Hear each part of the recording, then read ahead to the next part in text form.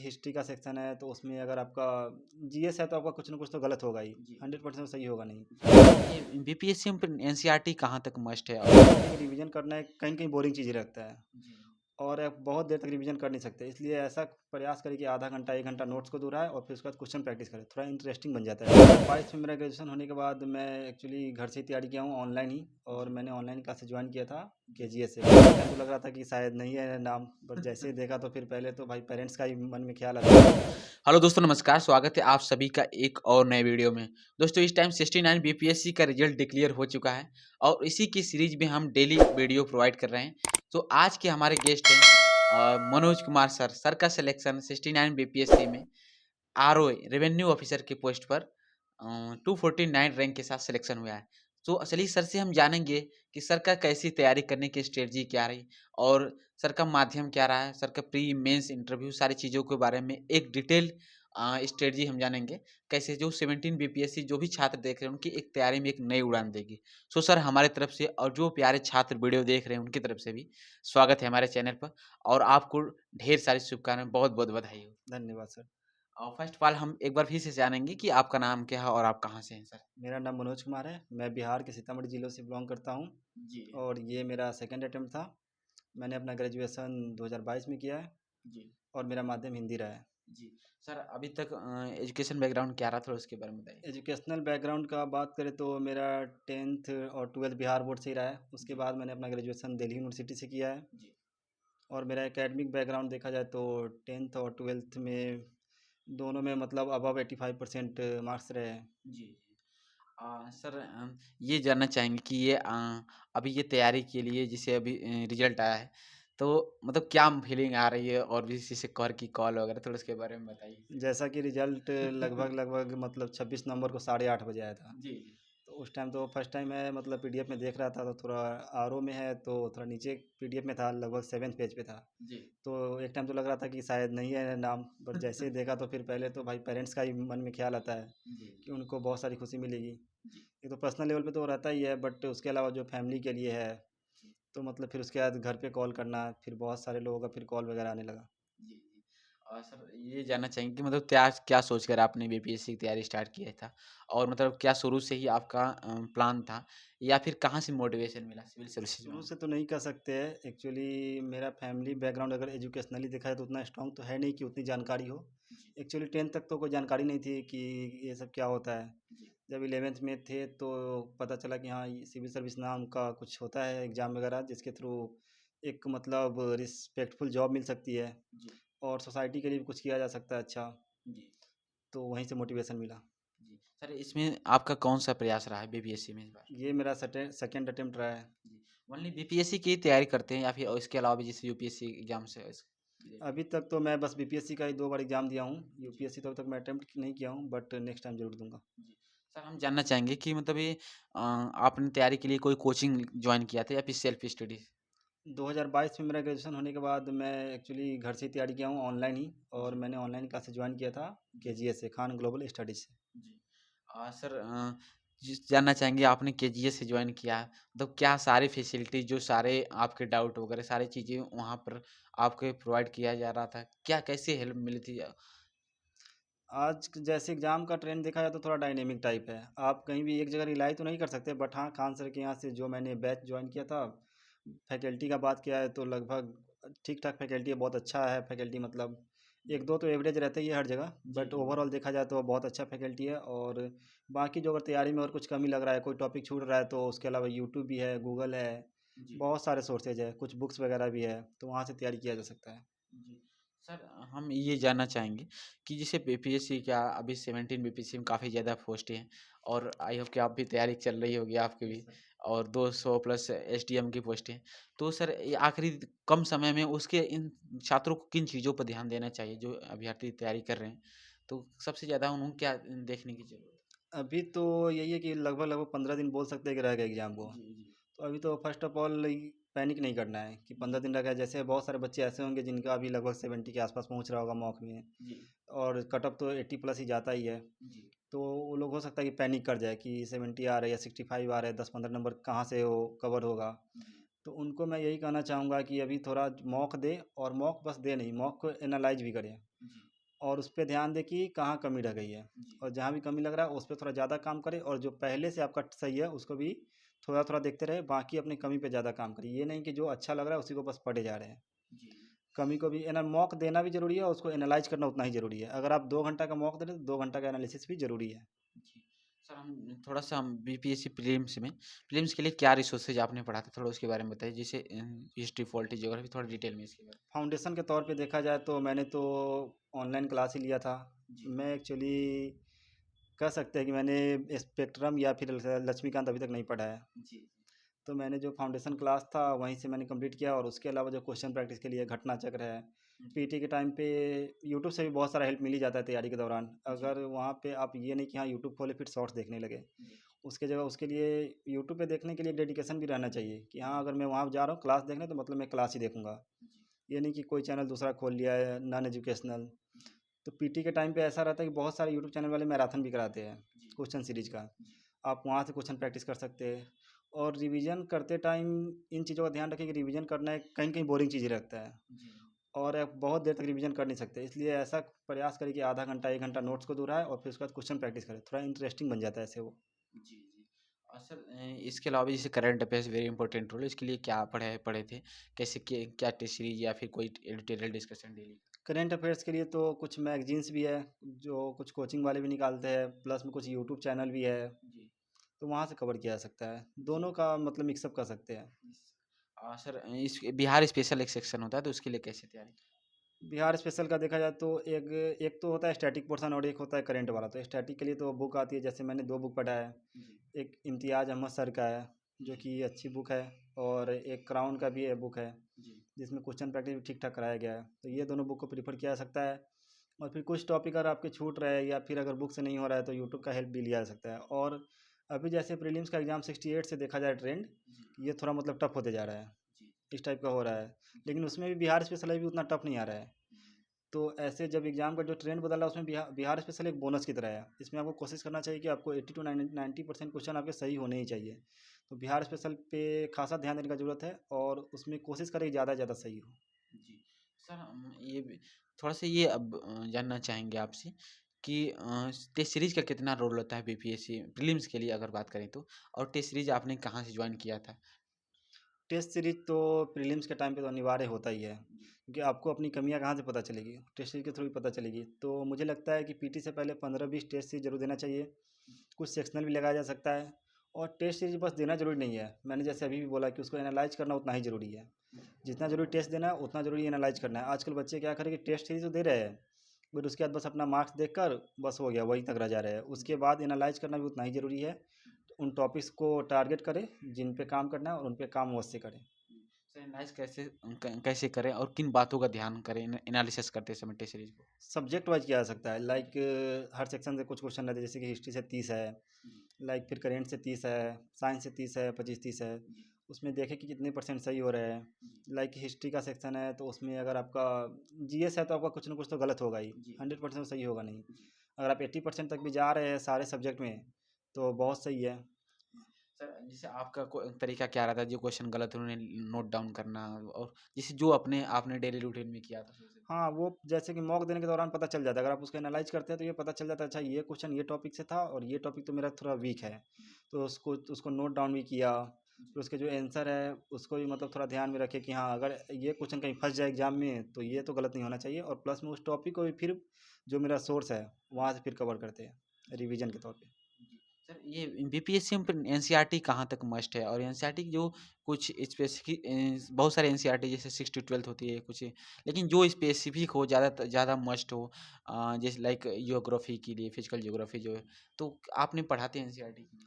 जो मतलब जो न्यू कमर होते हैं लाइक उनको लगता है कि 6 to 12 पूरे एनसीईआरटी जरूरी, बट ऐसा नहीं है। जी, वही वो समझना थोड़ा चाहता टारगेट करके कर सकते हैं, हूँ। लाइक जी, जो कि ज्योग्राफी के लिए 11-12 का पढ़ सकते हैं, साइंस के लिए 6 to 10 पढ़ सकते हैं। जी, और हाँ, ज़्यादा अगर एनसीईआरटी देखा जाए तो ये दोनों सब्जेक्ट के लिए मस्ट है। जी, बाकी और के लिए भी थोड़ा मतलब अगर आपके पास और कोई रिसोर्सेज है तो वहाँ से भी किया जा सकता है, लाइक एनसीईआरटी में कुछ बहुत सारे फैक्ट तो रहते नहीं हैं। जी, और बीपीएससी तो अब तो खैर ट्रेंड चेंज हो रहा है कि जी, अब थोड़ा सा जैसे हिस्ट्री में है तो थोड़ा अगर हो सकता है अंडरस्टैंडिंग वाला क्वेश्चन आ सकता है, जी, तो आप एनसीईआरटी पढ़ के अपना अंडरस्टैंडिंग बना सकते हैं। बट पीटी के लिए आपको एनसीईआरटी के अलावा और तो पढ़ना ही पड़ेगा कुछ ना कुछ। जी।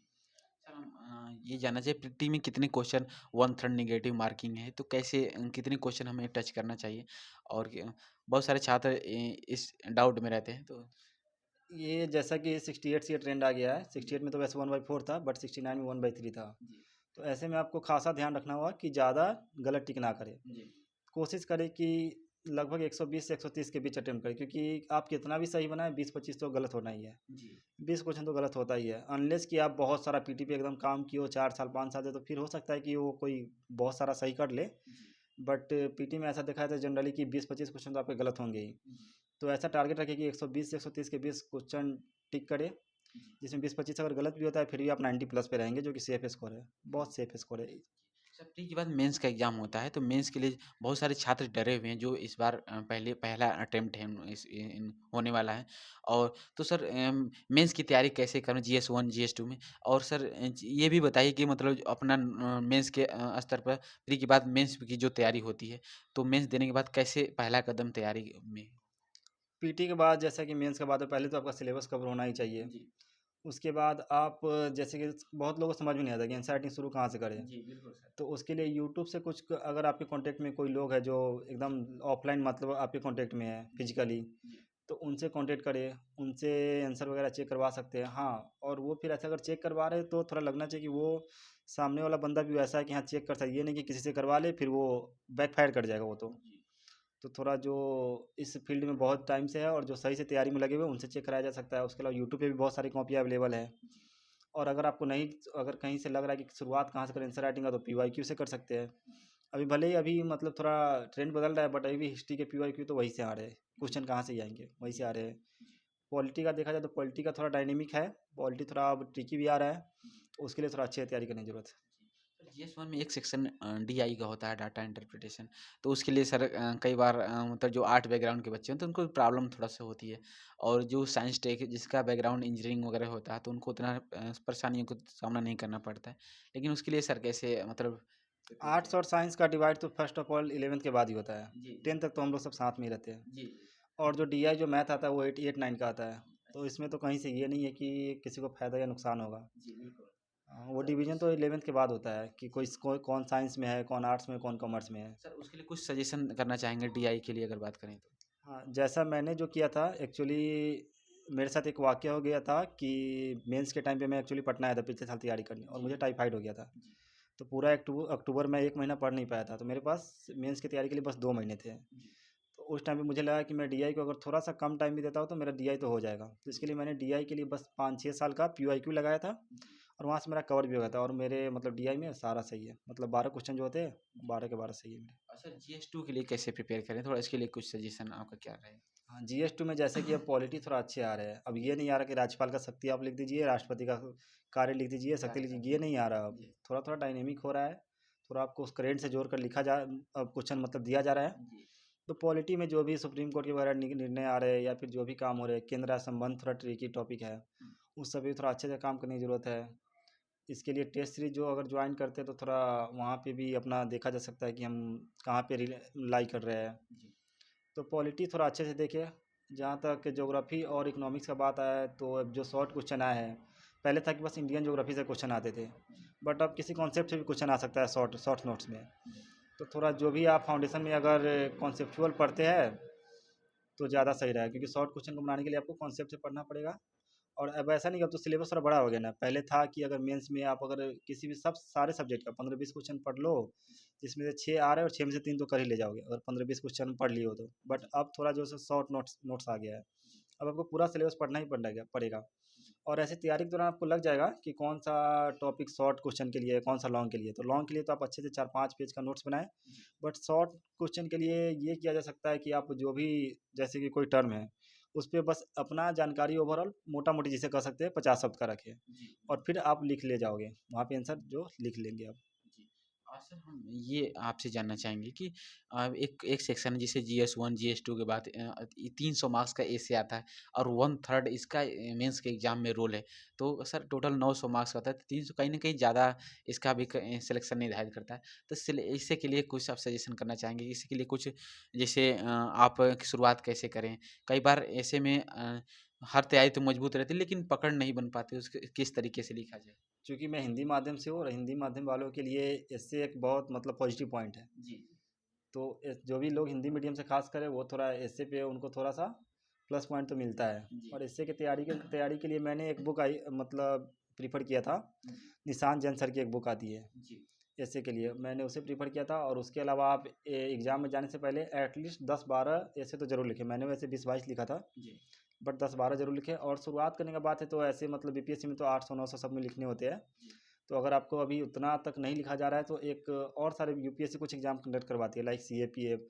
उसके जो डिस्क्रिप्टिव में ऐसे आता है वो 300-400 शब्द का रहता है। जी, वहाँ से शुरुआत करें, उसके बाद कुछ टेस्ट सीरीज ज्वाइन करें और वहाँ से लगभग लगभग कम से कम 15-20 ऐसे तो लिख ही लिए। वैसे तो 10 भी ठीक है, बट अगर आप थोड़ा और अच्छा स्ट्रांग होना चाहते हैं जी, तो 15-20 लिख लीजिए, क्योंकि हिंदी माध्यम वालों के लिए ऐसे थोड़ा अच्छा बात है तो और थोड़ा उस पर ज़्यादा मेहनत किया जा सकता है। जी।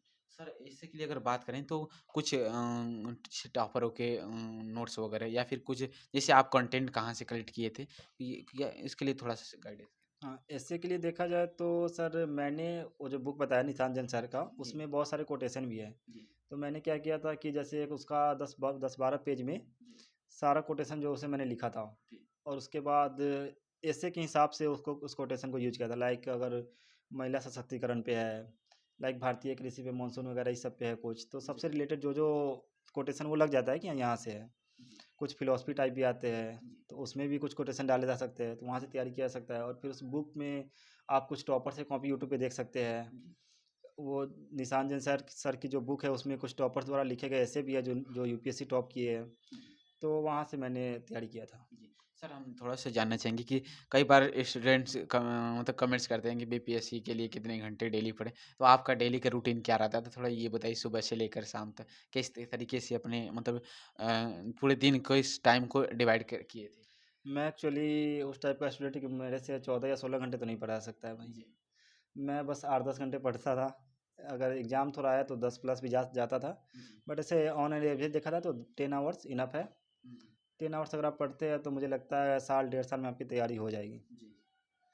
सर अगर बात करें तो एक स्टूडेंट्स का कमेंट्स रहता है कि मतलब क्या मुझे आंसर राइटिंग करते समय पेन का भी रोल रहता है, तो किस पेन से हम आंसर राइटिंग करें और आपने किस पेन से किया था? तो क्या इसका भी रोल रहता है? वो तो वहाँ पे तो ऐसे बॉल पेन से लिखना रहता है। और जी, आप वो तो हर स्टूडेंट पे अलग-अलग डिपेंड करता है। जी, जैसे मैं बचपन से लिंक लाइजर से लिखता हूँ, जी, तो मैं एग्ज़ाम में वही लिखा था। और जो स्टूडेंट मतलब आप जिस भी पेन से लिख रहे हैं कंफर्टेबल है, जिस पे आपका ग्रिप अच्छा से बन रहा है, क्योंकि जी, वहाँ पे 3 आवर्स में आपको हाथ अच्छे चलाना पड़ेगा। जी, जिस पे आपका ग्रिप अच्छा बन रहा है, वो जी, पेन प्रेफ़र करें। जी। सर आंसर की प्रेजेंटेशन कैसे करें, अच्छे से करें और जो आंसर हमारा शुरुआत में किस चीज़ों से शुरुआत करें, टू द पॉइंट आंसर कैसे लिखें?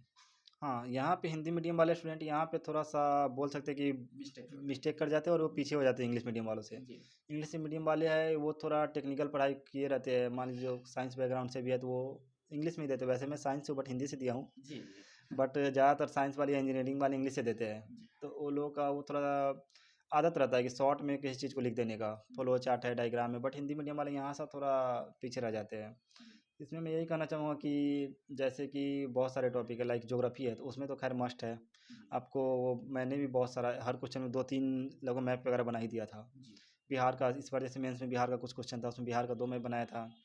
इंडियन मानसून पे एक क्वेश्चन था, उसमें भी इंडिया का ये बना दिया था।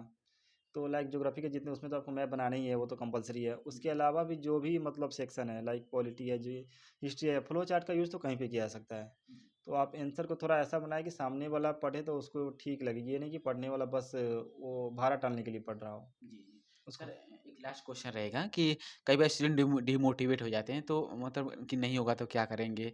पढ़ते उनका सिलेक्शन नहीं होता, बहुत सारे छात्रों का इस बार भी नहीं हुआ है। तो सर कैसे धैर्य बनाए रखें इसके लिए मोटिवेश क्या करें हम?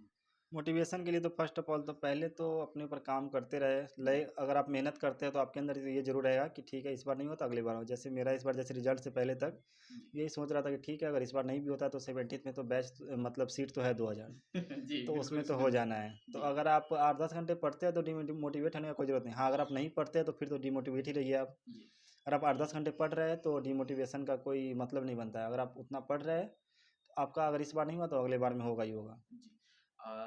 आपने सर कीमती समय दिया, इसके लिए मैं ऊपर वाले से फिर से प्रार्थना करूँगा कि इस बार आपको डिप्टी कलेक्टर की पोस्ट से 17 बीपीएससी में आपको मिल जाए।